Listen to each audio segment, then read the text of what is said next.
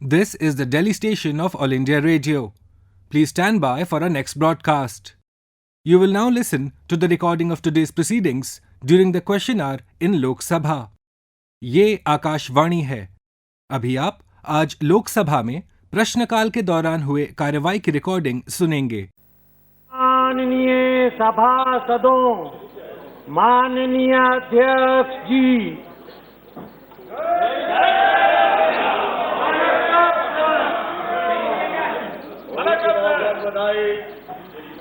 प्रश्न संख्या 241 Shri M Selvaraj.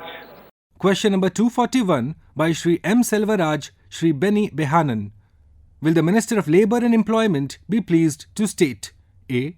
Whether the government has taken measures to ensure safety of women workers in garment factories in view of the high prevalence of gender-based violence and harassment against these workers during the COVID-19 pandemic.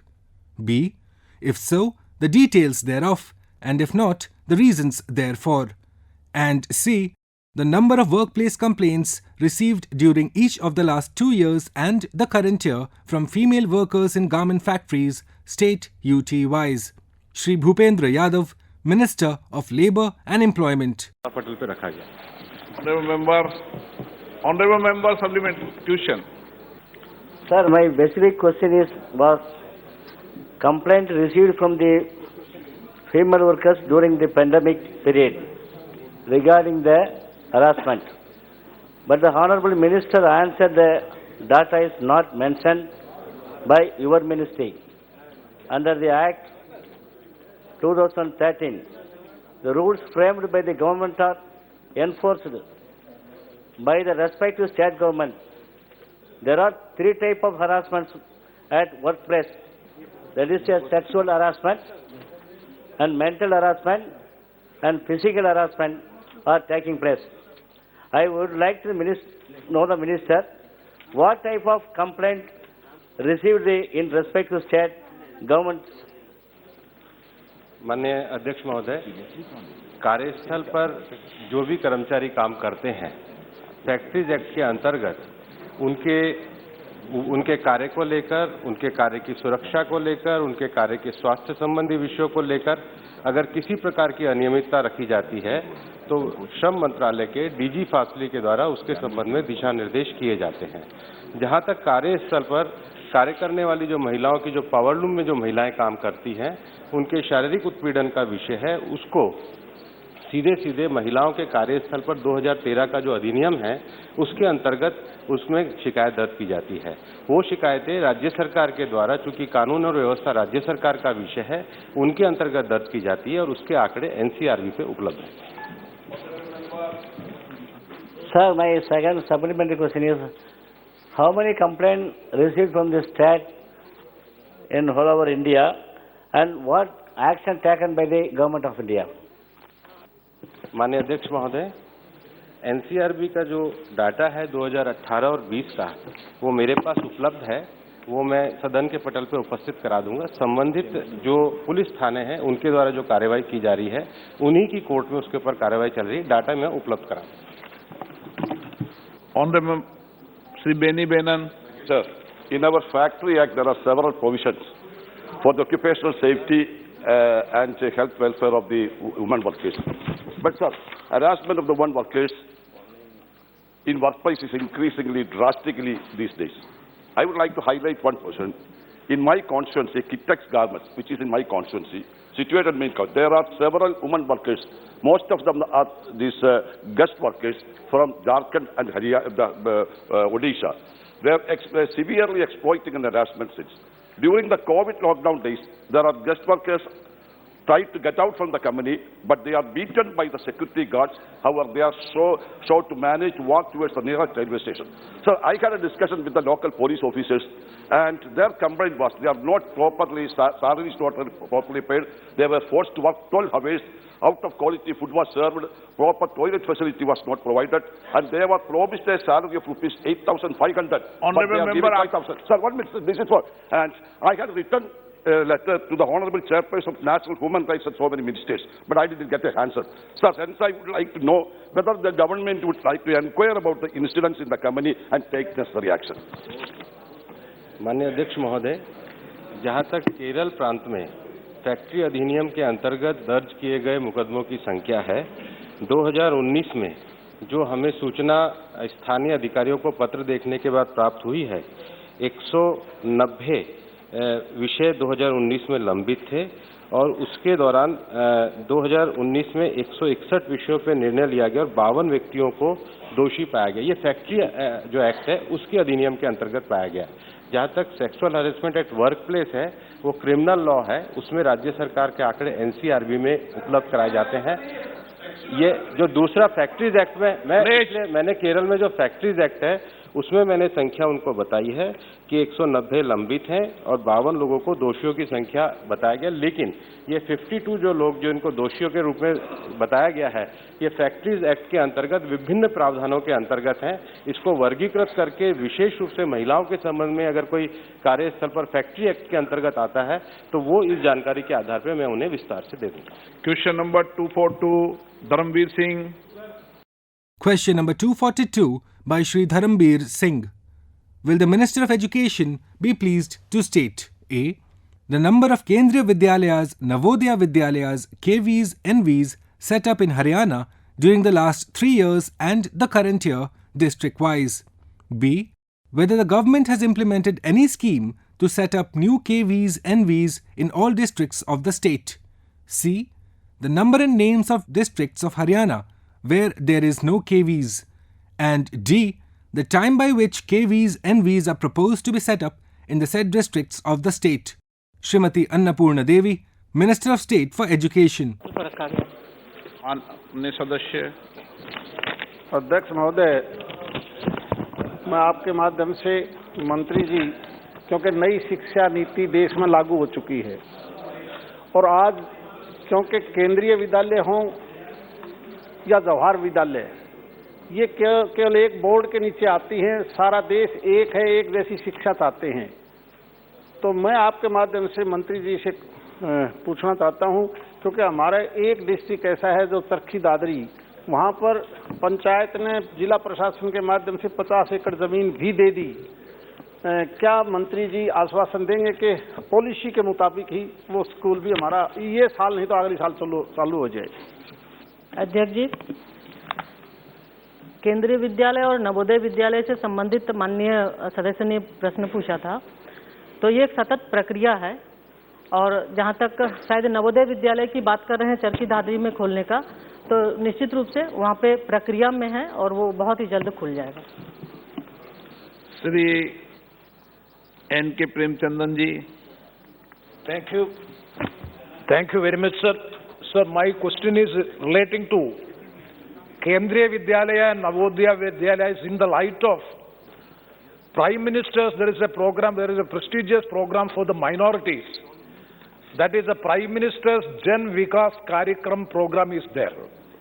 This program has been implemented as per the recommendations of Rajendra Sachar Committee report for the upliftment of the minorities in the country.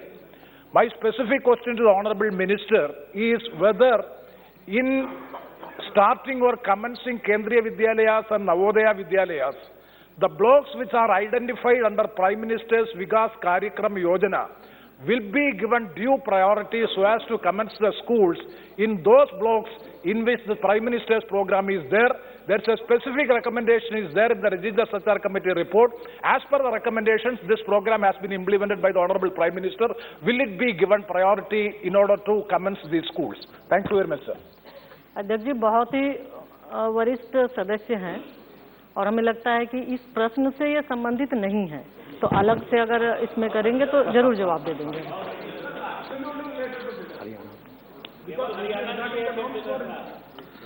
Shri Manish Tiwari ji. आपका बहुत बहुत धन्यवाद। अध्यक्ष जी, प्रश्न पूछने से पहले इस प्रश्न पे मैं आपका संरक्षण चाहूंगा। अध्यक्ष जी, इस सदन में जितने लोग बैठते हैं वो 15 से 20 लाख लोगों का प्रतिनिधित्व करते हैं। उनके संसदीय क्षेत्र में लगभग 35 से 40 लाख लोग रहते हैं। अब जो एजुकेशन मंत्रालय है, एचआरडी मंत्रालय है, इनकी तरफ से 10 सीटों का कोटा दिया गया है हर एमपी को, केंद्रीय विद्यालय का रिकमेंडेशन करने के लिए। मैं बहुत ही विनम्रता से यह विनती करना चाहता हूं और अध्यक्ष जी आपका संरक्षण चाहता हूं कि इससे हमको बहुत तकलीफ हो रही है और मेरा आग्रह ये है कि या तो इस कोटे को खत्म कर दिया जाए।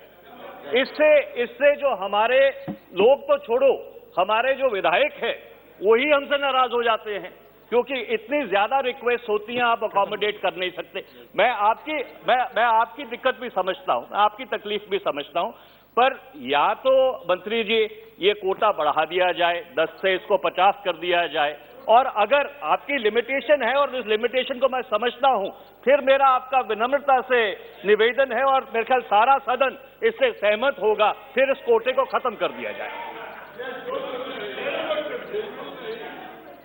अध्यक्ष जी, यद्यपि ये प्रश्न हरियाणा में नवोदय विद्यालय और केंद्रीय विद्यालय खुलने के संबंध में है, लेकिन गृह की मर्यादा और मनीष जी जैसे वरिष्ठ व्यक्ति की ये भावना, शायद इसमें से पक्ष विपक्ष में सदन विभाजित भी है। लेकिन मैं आपकी अनुमति से एक दो विषय स्पष्ट करना चाहूंगा। कोई अधिकार का विषय नहीं है। एक कभी 2 था, कभी 0 था, कभी 2 था, कभी 5 हुआ, अभी 10 बना है। उसके उपरांत भी कई प्रकार के एक मिनिस्टर्स की पास एक कोटा था, उसमें कोर्ट की कुछ टिप्पणियां भी है, फिर वो एक विचित्र स्थिति में है। हमारी एक सहमति अगर बनती है कि हम प्रैक्टिकली स्कूल शिक्षा एक राज्यों की विषय है, लेकिन देश में प्रारंभ में केंद्रीय सेक्टर की कर्मचारियों की बच्चों के लिए ऑल इंडिया ट्रांसफर होती है, थोड़ा उनको सुविधा मिले पढ़ाई ट्रांसफर के साथ साथ, इसीलिए सेंट्रल स्कूल खुले। लेकिन धीरे धीरे के क्वालिटी की स्कूल, सेंट्रल स्कूल हम सभी के प्रयास से पिछले 50-60 साल में केंद्रीय विद्यालय संगठन एक अपना मानक प्रतिष्ठा किया। ऐसे ही जवाहर नवोदय विद्यालय, ये सारे विद्यालय आज ग्रामीण इलाका में टायर 2, टायर 3 सिटी में अच्छा काम कर रहे हैं, इसीलिए का आकर्षण है। मैं इस बात को भी आदर के साथ स्वीकार करता हूं कि जनप्रतिनिधियों के ऊपर उसकी दबाव है, लेकिन हम जनप्रतिनिधि है, हम चुनिंदे लोगों के लिए काम नहीं कर सकते हैं। वो जो सारे बच्चे पढ़ रहे हैं हमारी निर्वाचन क्षेत्र की बच्चे पढ़ रहे हैं, सामान्य वर्ग की एक प्रक्रिया के तहत पढ़ रहे हैं। अगर ये सदन उचित मानता है, क्या हम इस बड़े पंचायत में बैठ के हम अपना अधिकार को चंद लोगों के लिए समर्पित करें या सबके लिए समर्पित करें, यह सदन फैसला कर सकता है। आपके मार्गदर्शन उसमें चाहिए।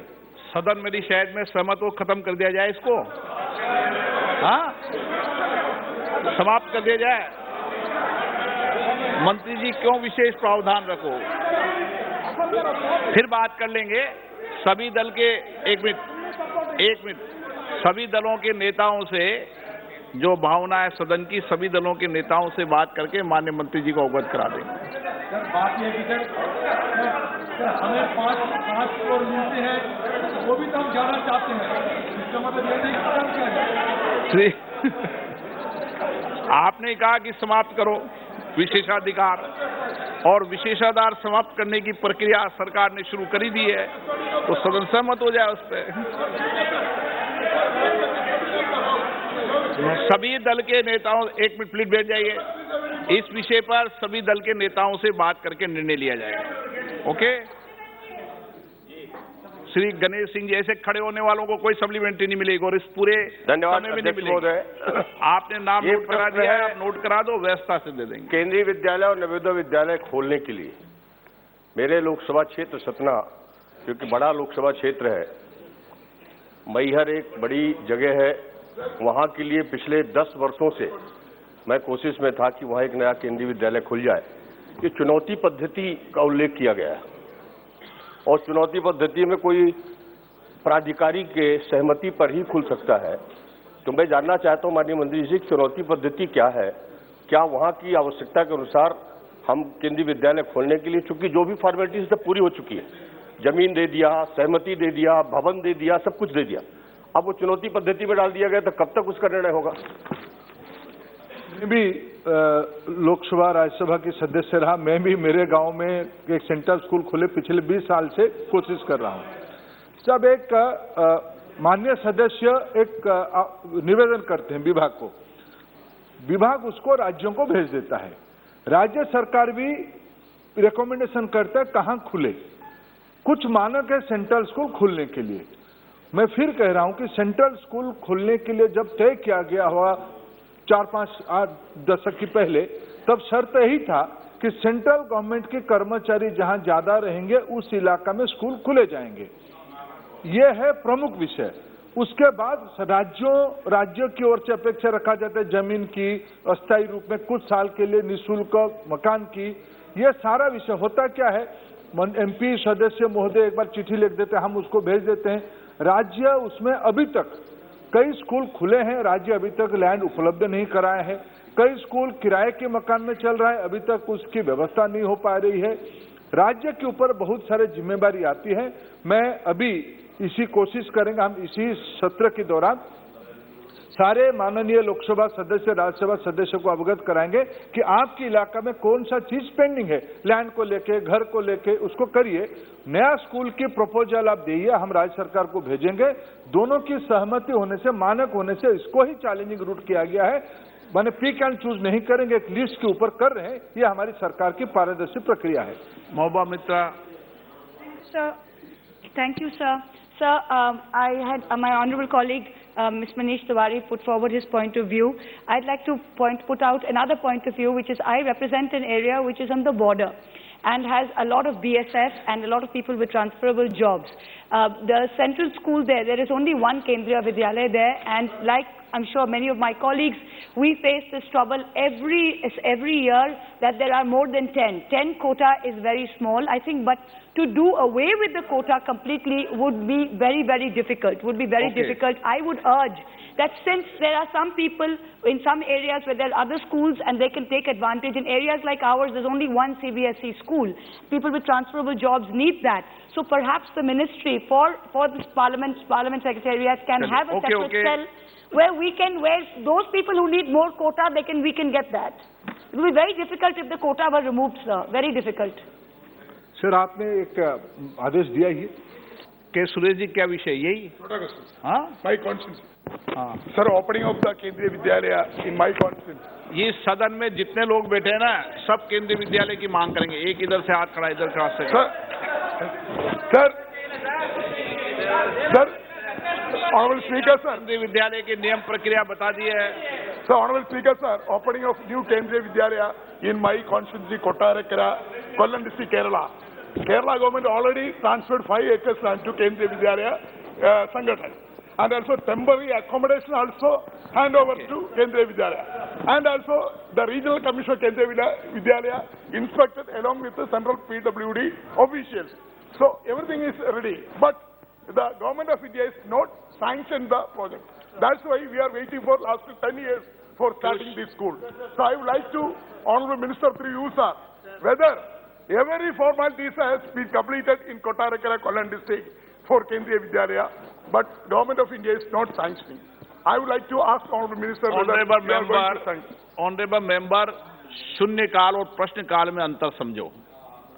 ये शून्यकाल नहीं चलना चाहिए प्रश्नकाल में, मेरे यहाँ खोलो, मेरे यहाँ खोलो। प्रश्नकाल और शून्यकाल डिफरेंस है। मैं पूरा शून्यकाल आपको अलाउ करता हूँ।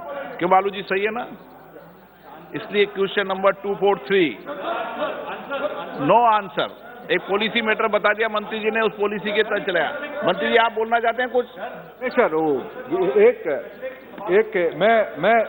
मैं फिर आप ही की अनुमति से एक विषय कहना चाहूँ। My dear friend Suresh ji, please appreciate one thing, don't go by the half baked cake और half baked information. I am ready to inform all of you.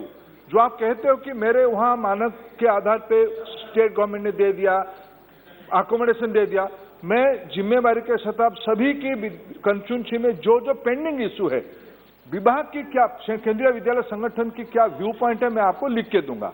उसमें कुछ अनामोली है। यह कहना अनुचित है कि भारत सरकार खोल नहीं रहा है, ऐसा नहीं है। हम जो मानक के आधार पर खोलने के लिए पूरा ओपन है। हर एक 2-3 साल में एक बैच निकलती है, लेकिन फिर मैं विनम्रता से कहूं, बच्चों को पढ़ाने की हमारी जो संवैधानिक व्यवस्था में जिम्मेवारी है, यह ज्यादातर भारत सरकार के कर्मचारियों के लिए है। हर एक जिले में सेंट्रल स्कूल फिर भी खुल चुका है, सबके प्रयास से खुल चुका है। ये अधिकार की विषय नहीं है, ये राज्य की जिम्मेदारी है। मैं इस सत्र के दौरान सभी को अपने अपने विधान लोकसभा के अंदर बैठिए, तो अगर गोगोई जी बैठिए, ओके, आप उसकी पैरवी मत करो। नहीं, 7 बार चुन के आने से नियम बदल नहीं जाता है। नहीं बदलता। अध्यक्ष महोदय, 7 बार आने से नियम बदल नहीं जा सकता है। Suresh, don't argue in favour of Suresh ji. देखिए, ये प्लीज नो अलाउ, कोई इनका रिपोर्ट नहीं हो रहा। ये आप ये 0 ओवर नहीं है सदस्य अध्यक्ष जी, आपने कहा।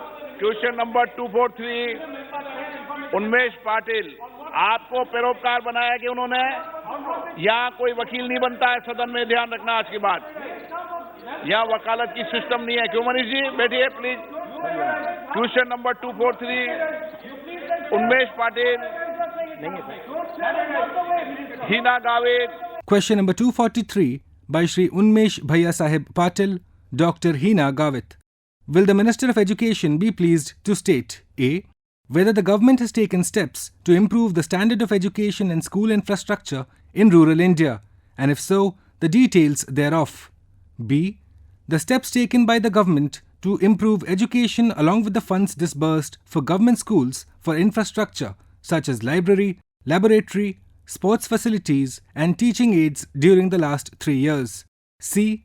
Whether the government has taken any steps to establish high schools and inter-colleges in the country, particularly in Madhya Pradesh, Maharashtra and West Bengal, as per the norms of Samagra Shiksha Abhiyan SSA, and if so, the details thereof. And D. The number of new high schools and inter-colleges required in the country, particularly in Madhya Pradesh, Maharashtra and West Bengal, as per the norms of SSA. Shri Dharmendra Pradhan, Minister of Education. मंत्री जी, शिक्षा मंत्री जी, उत्तर सदन के पटल पर रखा गया। Shri TR बालू जी। Sir, there is Sarva Shiksha Abhiyan. Now the question pertains to Samagra Shiksha Abhiyan. They are going, the government is proposing to impart quality education from preschool to 12th standard for the next 5 years. I want to know whether there was any shortcomings in the Sarva Shiksha Abhiyan. For that matter, you are introducing a new system. That is one thing. And what are the targets for the state board examination and as well as the central board examination, which the government has fixed now? Are you going to introduce this education system in mother tongue itself? These are all the questions. Honorable Speaker, sir, this is the name of the scheme. This is the name of the scheme. During Atalji's period, where Honorable Baluji was a part of government, I think he is remembering all these old schemes. Sarva Shiksha Abhiyan. Since last few years, the old scheme has been with some new modification and same as Samagra Shiksha Abhiyan. Essentially, this is a 60-40 centrally sponsored scheme. States are free to run their own course, own language, and in this national education policy, much emphasis is given to mother tongue. And in this Samagra Shiksha Abhiyan, one of the priority area is to create local language system, be it digital library, be it classroom, be it smart through local language. This is a very progressive scheme and all the states are cooperating on this issue. This is a very progressive step implemented by Modi government. Now, Shri Krishna. Thank you, sir. So, Andhra Pradesh state government is spending heavily on the education to the tune of almost 12% of the budget we are spending. And we have come up with various new schemes like Amavadi, wherein we are giving parents 15,000 rupees if they send a kid to the school, and also Nadu Nedi, where we are refurbishing the schools. But sir, if you look at the data of Samagra Shiksha Abhiyan that you are talking about, in the last year, the percentage spent as proportion to the approved budget, not only Andhra Pradesh, but Maharashtra, Himachal Pradesh, Gujarat, Chhattisgarh, Kerala, Karnataka, Telangana and West Bengal, all these states have spent below 60%. Yes, it is a 60% is from the central government and 40% is from the state government. But still, these states could only drop below 60%. So, what I request or what we want to ask you is there any consultation made with the states so that the scope of this scheme can be improved so that the states can draw much better and utilize these funds much better? Thank you, sir. Speaker sir, this is a very good question my friend has raised. Yes, there is a slow in taking the central share from the Delhi. But there is a basic difference, there is a basic reason. Because now we all are in the age of transparency.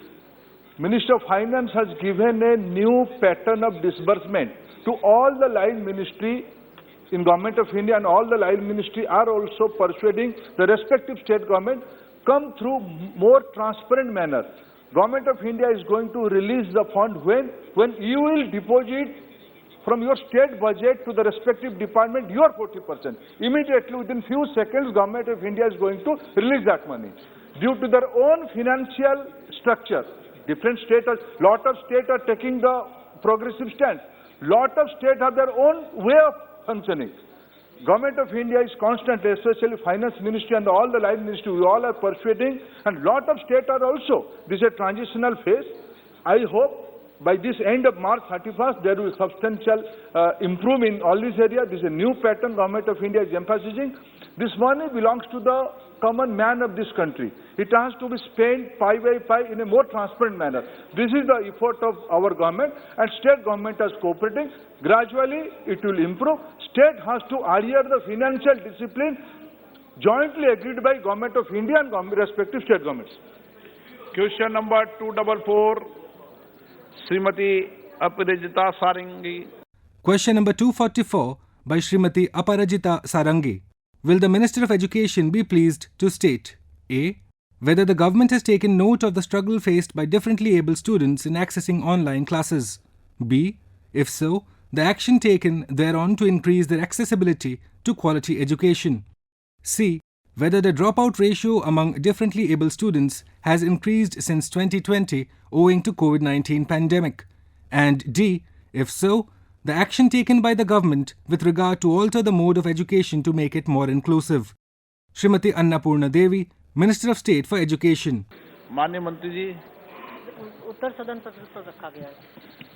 Honorable Speaker, sir, we are well aware of the fact that the differently abled children in our schools require very special care and protection. Sir, online teaching for these children can only be a stopgap arrangement because they need personal care. Sir, if we go by the established norms, 3% of the children population, the population that goes to schools, out of these 3% of the children's population, in fact, those who are differently abled should be integrated with the school system. The norms say that 3% of these children are supposed to be differently abled and they should be integrated with the schools. But unfortunately in India, 0.5% to 0.6% of these children have been detected and brought into the school system. So I would like to request Honorable Minister Education to let us know whether there is a roadmap, there is a strategy, there is a plan of action of Government of India to move from 0.5, 0.6% to 3% of these differently abled children and integrate them with the schools. माननीय मंत्री जी, अध्यक्ष जी, भारत सरकार के माध्यम से चूंकि शिक्षा समवर्ती सूची में है, लेकिन फिर भी अभी दिव्यांग छात्रों के लिए भी जो समग्र शिक्षा अभियान की बात हम कर रहे हैं, तो आदरणीय प्रधानमंत्री जी के नेतृत्व में समग्र शिक्षा के माध्यम से कि सभी को बराबर की शिक्षा मिले, इस दृष्टिकोण से हम काम कर रहे हैं। और शिक्षा मंत्रालय के द्वारा लगातार राज्य क्षेत्र और नीतिगत पहलों, दिशा निर्देश, डेस्कटॉप, मोबाइल, टेलीविजन आदि के माध्यम से भी बच्चों की पढ़ाई, दिव्यांग बच्चों की पढ़ाई सुनिश्चित हो सके, इसके लिए हम लगातार प्रयास करते हैं। और सरकार के माध्यम से समय समय पर हम संघ राज्य क्षेत्रों को भी हम अपनी ओर से गाइडलाइन देते हैं कि किस तरह से वो बच्चों की पढ़ाई वो कर सके। और इसी के तहत आदरणीय प्रधानमंत्री जी ने जिस तरह अभी इस कोविड महामारी के समय में भी जो परेशानी हुई थी, पीएम ई विद्या के माध्यम से बच्चों की पढ़ाई जो कि लॉस न हो, लर्निंग लॉस न हो, उसके वजह से लगातार पढ़ाई ऑनलाइन डिजिटल माध्यम से चलाया जा रहा था। और इसी के तहत इस बार बजट में भी लगभग 200 डीटीएच चैनल की भी घोषणा आदरणीय प्रधानमंत्री जी ने की है, ताकि सभी बच्चों को समान और गुणवत्ता युक्त शिक्षा मिल सके। Supplementary. Sir, to address the issue of learning disabilities of these differently abled children, we need to have a large pool of special educators all across the country. Sir, the Rehabilitation Council of India actually raises this pool, gives recognition to institutes to actually train people to become special educators. But unfortunately, I was going by the statistics, the RCI has given recognition to very few number of institutes across the country. So, sir, in this regard, I would like to ask whether the Ministry of Education, in association with the RCI, can think of a strategy by which, huge number of institutes, those who are eligible, can be given the recognition so that more number of special educators can come. Honorable Minister. Speaker, sir, this is a very genuine concern shown by Honorable Member and all the section of the House. Let me put forth, this is a very sensitive issue. Our government, when Prime Minister Modi took charge, he redefined the entire issue. Now, he has brought in who all are disabled, who all are divyang. In India, this is a very new issue.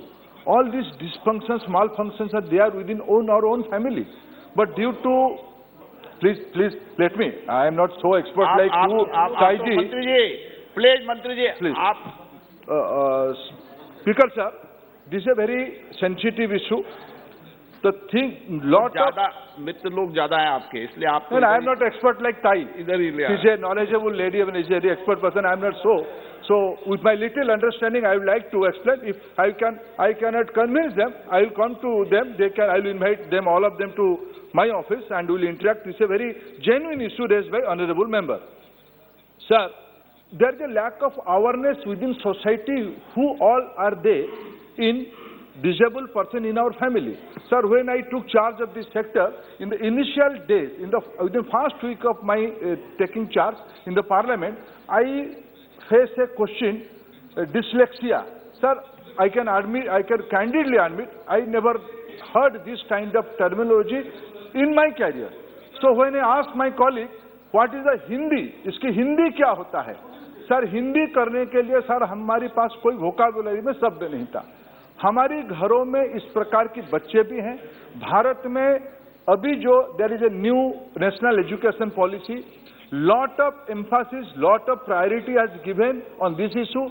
Addition to that, during this COVID period, हमने तो digital education, दिशा TV वगैरह लगाए, लेकिन how to educate the disabled students, there's a new challenge. We all are concerned, experts are working on that. I would like to seek advice of this house, how to create more trainer, more school, who all are dysfunctional, let us know them. Collectively, we have to face this challenge. We have to educate all these segments. According to me, the population of this category of different kind of disabilities is around 10%. How to handle them? This is a challenge. We all have to work together. Iti Mohammad Bashir ji. Education of just differently abled students is really deplorable, sir. The first thing I would like to say is development of sign language. That is very much needed. Facility is very less. That is number one. Number two, application of educational technology for the upliftment of differently abled students. Sir, worldwide, a lot of technology updation is coming up for the development of the education of the differently abled students. My humble question to the Honorable Minister is, number one, whether you should take effective steps for developing the sign language of the country, and the second one, application of the education technology for this particular section. Would you invest in that also? That's my question. Speaker, sir, both the advice are very pertinent. I am assuring honorable member in both the sector regarding sign language and implementing technology for education of the physically disabled students. Both we all are working on that. This is a good advice. We will take care of that. Shri SS Ahluwalia जी. अध्यक्ष महोदय, ये एक विषय ऐसा है कि जब आप किसी स्कूल का दौरा करें या गांव में जाएं तो हर एक दूसरे तीसरे घर में आपको ऐसे बच्चे मिल जाते हैं. और सरकार की जो नीति है children with special needs CWSN, इसके तहत बजट में प्रावधान भी रहता है, पर स्कूलों में जाकर पता लगता है कि कितने % बच्चे वहां पर हैं, जो हमारी पहली प्रश्नकर्ता ने सवाल किया। स्कूल में जाकर पता लगता है कि बच्चों की डिसेबिलिटी सर्टिफिकेट मिलता नहीं। कारण क्या है कि उन्हें डिस्ट्रिक्ट हॉस्पिटल में जाकर उसका सर्टिफिकेट लेना होता है। माँ बाप के पास उतना समय नहीं होता कि जाकर मेडिकल बोर्ड के सामने पेश हो सके। क्या सरकार इस पर गौर फरमाएगी कि ऐसे बच्चों की जांच और सर्टिफिकेट इशू करने की प्रावधान स्कूल में ही कैंप लगा के किया जाएगा? तब मैं समझता हूं सारे बच्चों को ये सुविधा मिल सकेगी।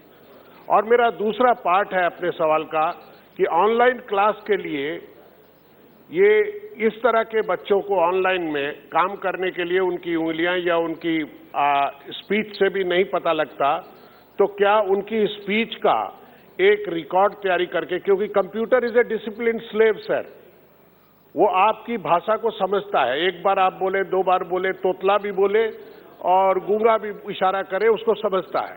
तो क्या उनके लिए कुछ प्रोग्राम कराएंगे और इन तरह के बच्चे के लिए एक हार्डवेयर और सॉफ्टवेयर तैयार किया जाएगा जो ऑनलाइन क्लासेस भी कर सके? स्पीकर साहब, जैसे मैंने बड़े विनम्रता से इसको स्वीकार किया कि ये दुनिया अभी 21वीं सदी में भी भारत के लिए बहुत इनएडिक्वेट है। क्या ना, हमारी जानकारी, हमारी अवेयरनेस, पिछले 7 सालों में हमारी सरकार इस पे बहुत काम किया है। मैं सारे सजेशंस को, ये भी अच्छा सजेशन है जैसे पूर्व सदस्य ने पूछा, ये सारा विषय पे मेरे जानकारी के हिसाब से विभाग ने और विभाग से बाहर इस प्रकार की बहुत सारे चिकित्सा की दुनिया के लोग, मनोविज्ञान की शास्त्र की दुनिया के लोग उसमें बहुत काम कर रहे हैं।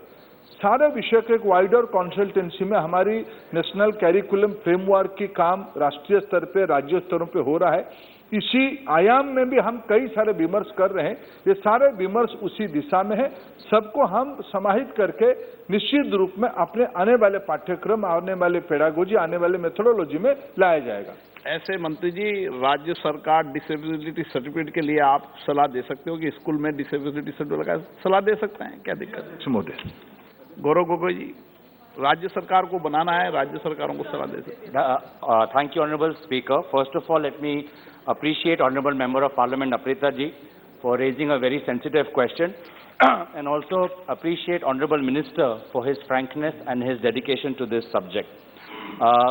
Sir, we often talk about people living and with disabilities and children living with disabilities, but do we give them space in policy making? Do we give them space in our policy planning institutions? If they are given space, I'm sure we will get the necessary suggestions.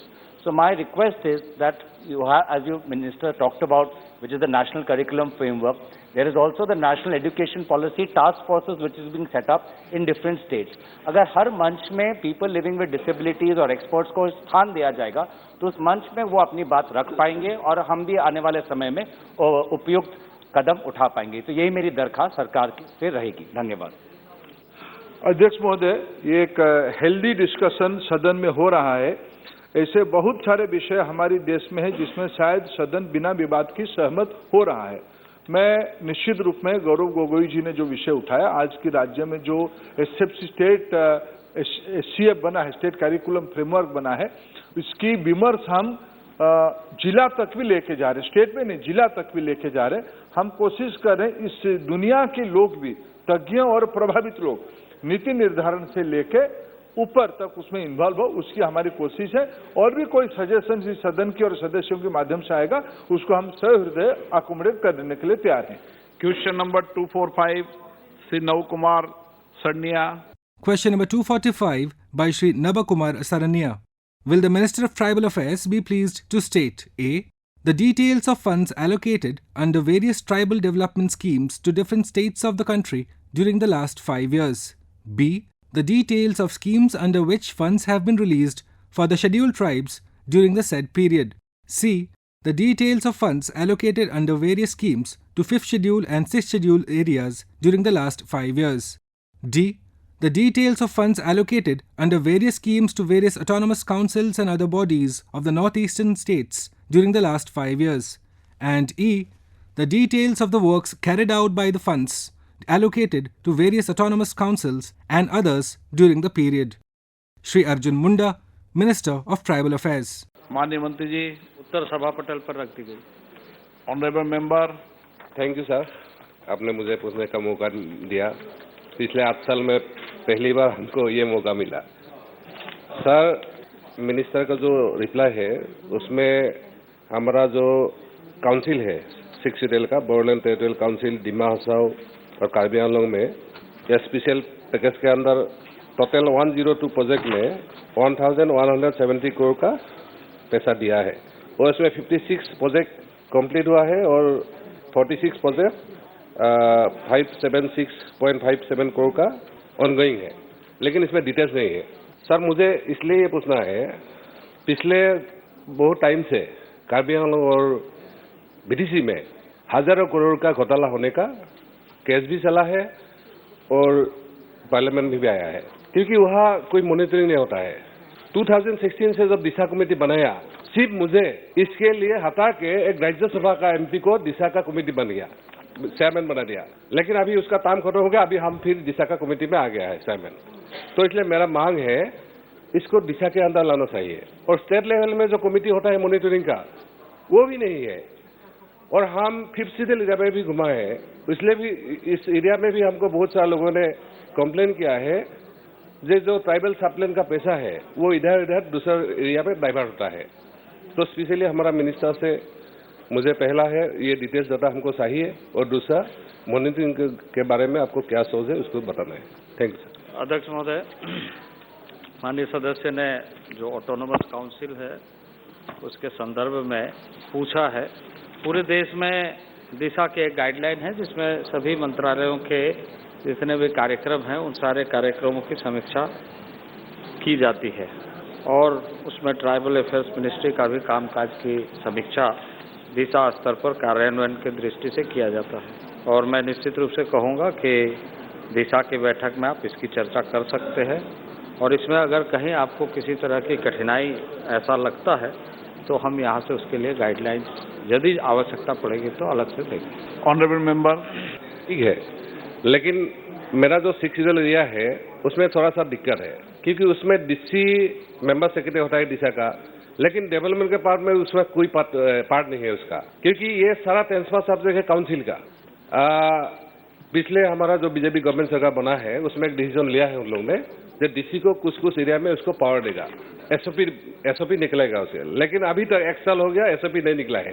DM भी हमको पूछते हैं, sir हमको पता नहीं है अभी किस में हमको क्या करना है, क्या बोलना है।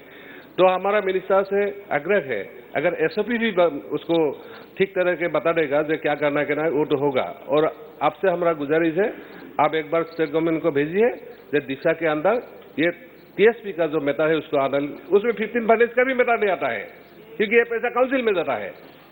और सर दूसरा हमारा क्वेश्चन है, जो अभी प्रश्न नहीं था कि आपका सर एक है जो एकलव्य मॉडल रेसिडेंस स्कूल का, मेरा क्षेत्र एसटी का 4 डिस्ट्रिक्ट 5 डिस्ट्रिक्ट अभी 5 डिस्ट्रिक्ट बन गया है, तमुलपुर भी बन गया है, उसमें सिर्फ एक एकलव्य मॉडल स्कूल है और उसका भी हालत खराब है।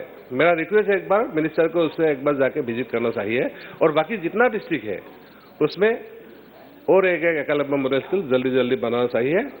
इसी नेक्स्ट फाइनेंशियल ईयर में इसे हम मिनिस्टर का जवाब चाहिए।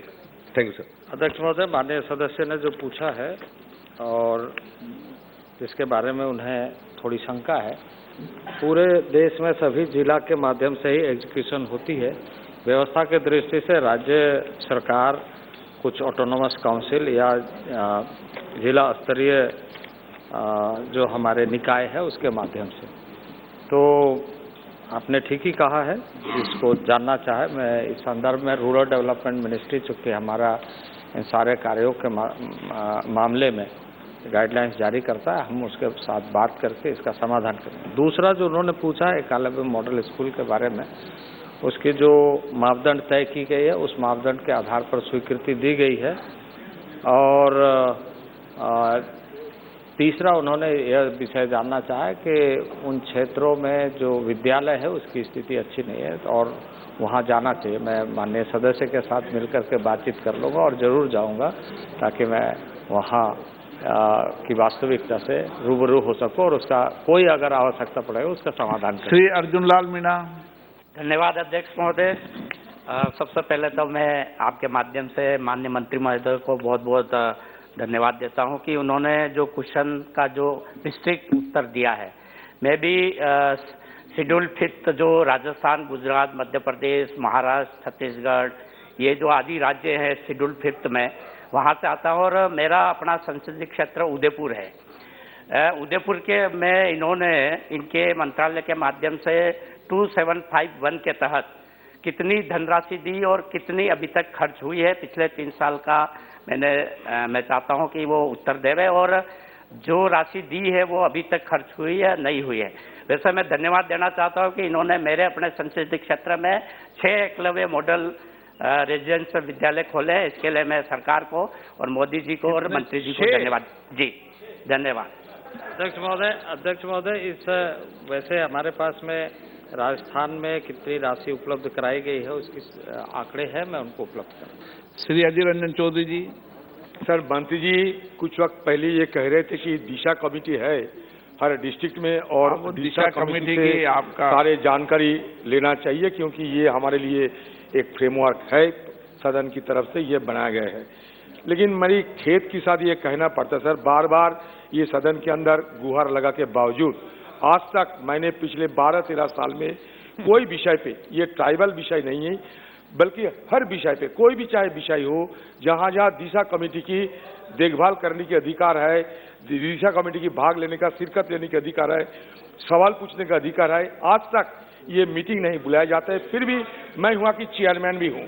तो मैं ये सरकार को, ये सदन को और सर आज स्पीकर साहब आपको भी कहना चाहते हैं कि ये सर कंपलसरी कर दीजिए कि अगर कोई डिस्ट्रिक्ट में दिशा कमेटी की मीटिंग सही सलामत ना बुलाया जाए तो वहाँ फंड रिलीज करना बंद कर दीजिए, फंड रिलीज करना बंद कर दीजिए। तब ये सबक सीखेगी और हम जैसे नुमाइंदे को दिशा कमेटी की मीटिंग में बुलाने में मजबूर होगी। सर, ये मैं दरखास्त करता हूँ सर, क्योंकि मेरा डिस्ट्रिक्ट में काफी ट्राइबल है, मेरे क्षेत्र में काफी ट्राइबल है, उन लोग के बारे में हमें कोई जानकारी नहीं है।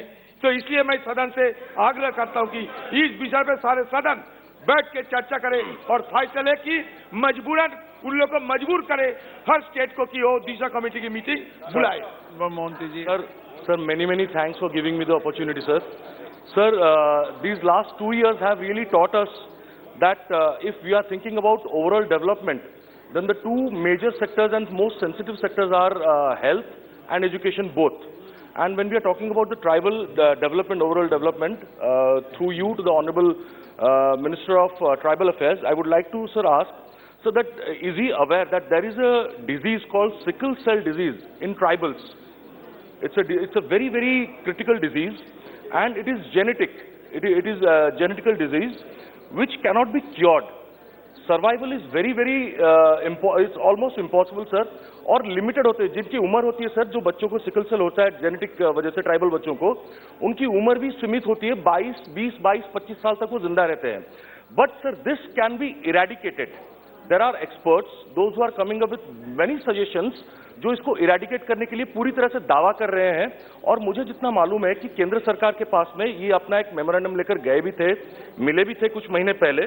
सो through you I want to ask sir, आपका प्रश्न क्या है? Sir, through you sir, I am just asking it sir. Sir, I am asking sir, has the government been approached with such kind of any proposal? If the government admits, then when and how to implement or execute this eradication? And if no, if the government has not yet been approached by anyone, by any organization, then will the government agree to look into this grave health issue in tribals and welcome such kind of experts for discussion and look into this matter very seriously immediately? Thank you, sir. अध्यक्ष महोदय, इस प्रश्न से संबंधित नहीं है, लेकिन माननीय सदस्य ने जो विषय उठाया है बहुत महत्वपूर्ण इस दृष्टि से है कि जनजातीय क्षेत्रों में और जनजातीय लोगों में इस तरह की समस्याएं अधिक हैं और इस विषय पर हमारा मंत्रालय बहुत संवेदनशीलता के साथ माननीय प्रधानमंत्री जी के नेतृत्व में, क्योंकि आप जानते हैं कि माननीय प्रधानमंत्री जी इस विषय पर कई बार कई देशों के भ्रमण के दौरान भी इसकी चर्चा की है और देश में भी किया है। अभी हम ICMR के साथ में स्वास्थ्य मंत्रालय के साथ मिल करके 2 पार्ट में काम कर रहे हैं। एक तो रिसर्च पार्ट है और दूसरा डेटाबेस बनाने का कि किन राज्यों में किस तरह के कितने और कितनी संख्या में है, उसको हम कैसे डेटा बनाएं और उसका एक काउंसलिंग सिस्टम कैसे डेवलप करें, क्योंकि अनुवांशिक जब हम कहते हैं तो उसमें जितना अधिक जागरूकता फैलेगी उतना ही अधिक उसका समाधान निकलेगा। वो एक पक्ष है। दूसरा पक्ष ये है कि जो इससे प्रभावित है उसके लिए जो ट्रीटमेंट है वो ट्रीटमेंट सरल तरीके से कैसे उपलब्ध हो। कुछ ट्रीटमेंट है जिसको स्थानीय स्तर पर नहीं दिया जा सकता है, उसके लिए भी व्यवस्थित किया जा रहा है। उसके सभी संस्थाओं के साथ हम लगातार जितने भी देश के ऐसे महत्वपूर्ण संस्थान हैं जो रिसर्च बेस्ड है, चाहे वो एम्स हो, गंगाराम हो या अन्य देश के अन्य हिस्सों में जो अच्छे अस्पताल है या जितने रीजनल लेवल में हमारे एम्स खुले, उन सारे लोगों के साथ बातचीत हो रही है और इस पर हम लगातार काम कर रहे हैं। अभी हमारा जो स्वास्थ्य मंत्रालय है उन्होंने इस संबंध में, क्योंकि आप जानते हैं कि जनजातीय क्षेत्रों के जनजातीय लोगों के विकास के लिए जो व्यवस्था है उस व्यवस्था में एक STC कंपोनेंट होता है। उसके माध्यम से हम सभी मंत्रालयों के साथ मिलकर के काम करते हैं। तो स्वास्थ्य मंत्रालय के साथ क्लोजली हम कर रहे हैं और हमारे मंत्रालय में जो रिसोर्स गैप जहां पर आवश्यकता होती है उसको इस कार्य योजना के साथ मिला करके काम करते हैं। श्री जी Madhavi. Thank you very much, sir. Sir, estimates suggest that 77% of the tribal population has no access to the internet. Has the government conduct any survey to identify the extent of the internet access to the tribal population? What is being done to improve the situation, sir? Thank you. अध्यक्ष महोदय, अभी आपको सुनकर या सदन को सुनकर खुशी होगी कि एक स्पेशल प्रोग्राम प्रारंभ किया गया है IT मिनिस्ट्री की तरफ से और उसमें लगभग 6,500 करोड़ की व्यवस्था की गई है और 7,000 गांव में इंटरनेट व्यवस्था स्पेशल तरीके से ब्रॉडबैंड कनेक्शन 4G कैसे उपलब्ध कराया जाए वो सारे tribal villages. Question number 246 Shri Rajveer Singh. Question number 246 by Shri Rajveer Singh Raju Bhaiya, Shri Bhola Singh. Will the Minister of Culture be pleased to state A. Whether the government is implementing the scheme of financial assistance for preservation and development of cultural heritage of the Himalayan region? B. If so, the details thereof. C.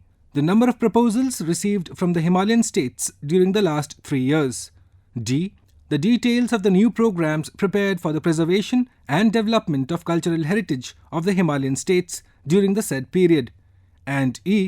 The amount released to the state governments and non-governmental organizations for this purpose during the said period state-wise. Srimati Meenakshi Lekhi, Minister of State for Culture. माननीय मंत्री जी, answers been placed before the House. जी धन्यवाद अध्यक्ष महोदय।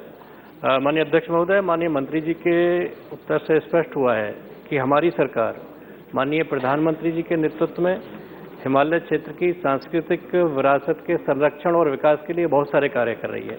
मैं आपके माध्यम से माननीय मंत्री जी से जानना चाहूँगा कि सरकार ने हिमालय क्षेत्र की सांस्कृतिक विरासत के संरक्षण और विकास पर शोध करने के लिए अब तक किन किन केंद्रीय शोध संस्थाओं की स्थापना की है और क्या सरकार उनकी प्रगति से संतुष्ट है?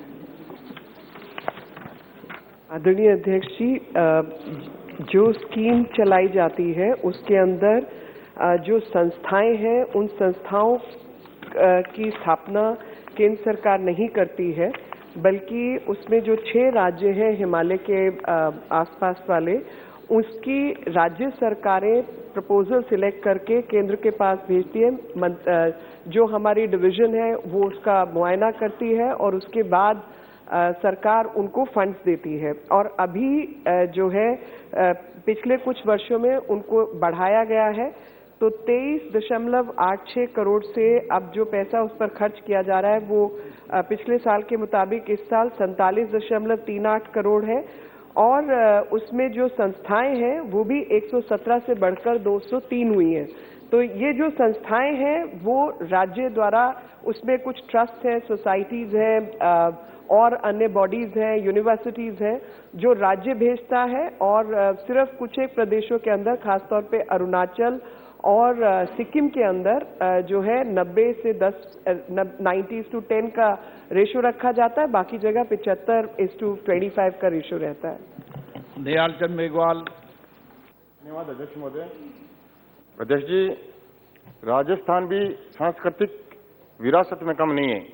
विश्व में कोई भी टूरिस्ट अगर इंडिया में आता है तो राजस्थान जाने का जरूर उसका मन होता है।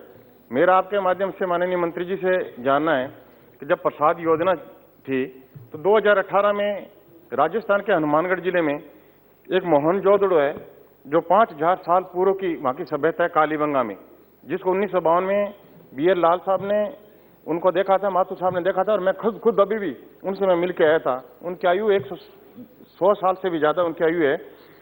उसके लिए केंद्र सरकार ने राशि जारी की थी। एक भटनेर दुर्ग है वहाँ पे, उसके लिए 3 करोड़ रुपए की राशि केंद्र सरकार ने 2018 में जारी की थी, लेकिन ASI अभी तक उसको परमिशन नहीं देती है इनके डिपार्टमेंट में, आपके डिपार्टमेंट में, क्योंकि जब वो अगर दीवारें उसकी टूट जाती तब जाके वो परमिशन देती है। मेरा आपके माध्यम से माननीय मंत्री जी से ये मैं जानना चाहता हूँ कि कालीबंगा सभ्यता और मोहनजोदड़ो की जो कालीबंगा सभ्यता उसको और भटनेर दुर्ग को जब मॉनिटरिंग इसकी किस प्रकार से होती है, अगर नहीं होती है तो मॉनिटरिंग सरकार को करनी चाहिए। और मेरा आपसे आग्रह है कि जो राशि दी है क्या केंद्र सरकार उसको कब तक लगाने में सक्षम करेगी। धन्यवाद। आदरणीय अध्यक्ष जी, ये प्रश्न बिल्कुल ये क्या हिमालय का चलता ये राजस्थान में आ गया। जी, लेकिन हिमालय से मोहनजोदड़ो तक जी वो मतलब रेगिस्तान तक पहुंच गए।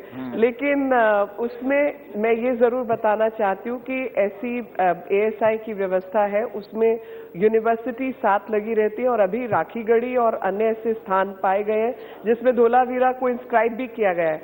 इनका जो प्रश्न है वो स्पेसिफिक कालीबंगा पर है। कालीबंगा से संबंधित जो भी उचित जानकारी होगी मैं माननीय सांसद तक पहुंचा दूंगी और खास तौर पे इस प्रोजेक्ट को जिसको इन्होंने स्पेसिफिकली पूछा है उससे रिलेटेड सब डिटेल इन तक पहुंचा देंगे। Question number 247 Shri Kripal Balaji Tumane.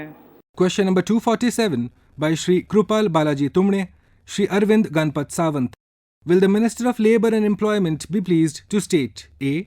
The number of employees State Insurance Corporation ESIC hospitals dispensaries set up in the country, including Maharashtra, Dadra and Nagar Haveli and Daman and Diu, along with the plan of the government to increase the number of said hospitals dispensaries.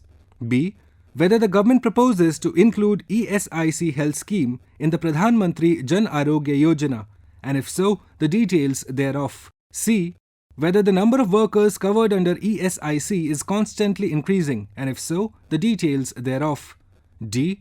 The measures being taken by the government to cover more beneficiaries under ESIC. E. The steps taken by the government to improve the medical services being provided by ESIC in the country. And F. The steps taken by the government to set up new hospitals, dispensaries of ESIC in the country and to upgrade the old hospitals, dispensaries. Shri Bhupendra Yadav, Minister of Labour and Employment. माननीय मंत्री महोदय, उत्तर सभा पटल पर रखा जाए। धन्यवाद speaker महोदय। मेरे संसदीय क्षेत्र रामटेक में काफ़ी लेबर होते हैं। माइनिंग में काम करने वाले लगभग 2 लाख लेबर है WCL और मॉइल में, और MIDC में भी काम करने वाले लगभग उतने ही लेबर होंगे। 2019 में 18 में घोषणा हुई थी और 19 में हमने भूमि पूजन किया था। उस समय संतोष गंगवार साहब जो उस समय के लेबर मंत्री जी थे और हमारे दूसरे केंद्रीय मंत्री नागपुर से आप जानते हैं वो भी थे। हमने भूमि पूजन का बहुत बड़ा सरकार की ओर से कार्यक्रम किया, लेकिन अध्यक्ष महोदय वो अस्पताल का काम अभी तक चालू नहीं हुआ है। सरकार ने उसके लिए पहले एक जमीन दिया था, फिर वो जमीन बदलने के लिए कहा गया, वो जमीन बदल के दूसरी जमीन MIDC के अंदर ही दी गई है इंडस्ट्रियल एरिया में। मैं आपके माध्यम से माननीय मंत्री महोदय से पूछना चाहता हूँ कि अस्पताल का काम क्यों रुका है और उसकी क्या कठिनाई है और आप कब तक इसको शुरू करने के लिए प्रयास करोगे? माननीय अध्यक्ष महोदय, ESIC के लगभग देश भर में 57 अस्पतालों में इस समय काम पेंडिंग है। उसके अलग अलग कारण हैं। कुछ कारण तो जमीन का पोजीशन नहीं मिल पाना है, कुछ कारण वहाँ पर अभी एजेंसी के द्वारा कार्य को जो नक्शे के साथ शुरू करना है वो शुरू नहीं हो पाना है।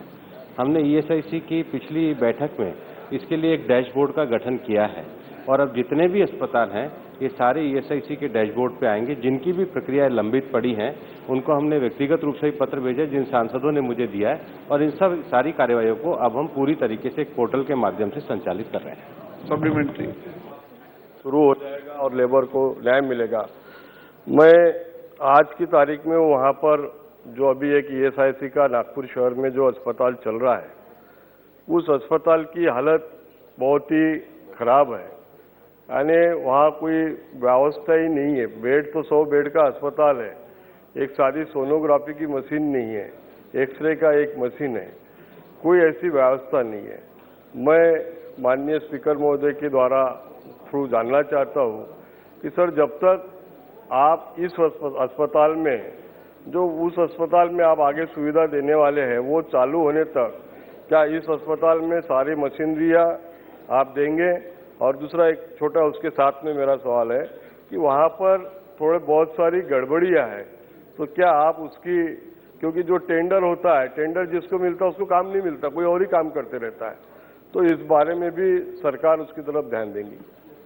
माननीय अध्यक्ष महोदय, माननीय सदस्य ने अगर कोई ये विषय संज्ञान में लाए तो निश्चित रूप से उनके द्वारा लाए गए पर्टिकुलर विषय को मैं पूरी तरीके से संज्ञान में लूंगा। पूरे देश भर में ESIC के 160 अस्पताल और 18 मेडिकल कॉलेज चलते हैं। उन सब विषयों में एक लंबे समय से जो भर्तियां भी पेंडिंग थी उसको भी हम लोगों ने इस बार निकाला है और जो राज्य सरकार के द्वारा संचालित ESIC और केंद्र सरकार के द्वारा संचालित ESIC में जो तनख्वाह का अंतर था उसके लिए भी ESIC बोर्ड के द्वारा प्रस्ताव पास किया गया है। भारत सरकार की इस योजना के द्वारा लगभग 3.5 करोड़ लाभार्थी और उनके 12 करोड़ परिवार वाले आश्रित हैं। हमारा ये मानना है कि हमारे मंत्रालय को जो ESIC की सुविधा है लोगों की सेवा के लिए है।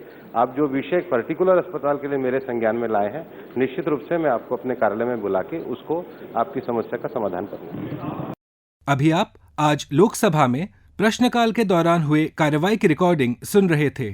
You were listening to the recording of today's proceedings during the question hour in Lok Sabha. This broadcast came to you from the Delhi station of All India Radio.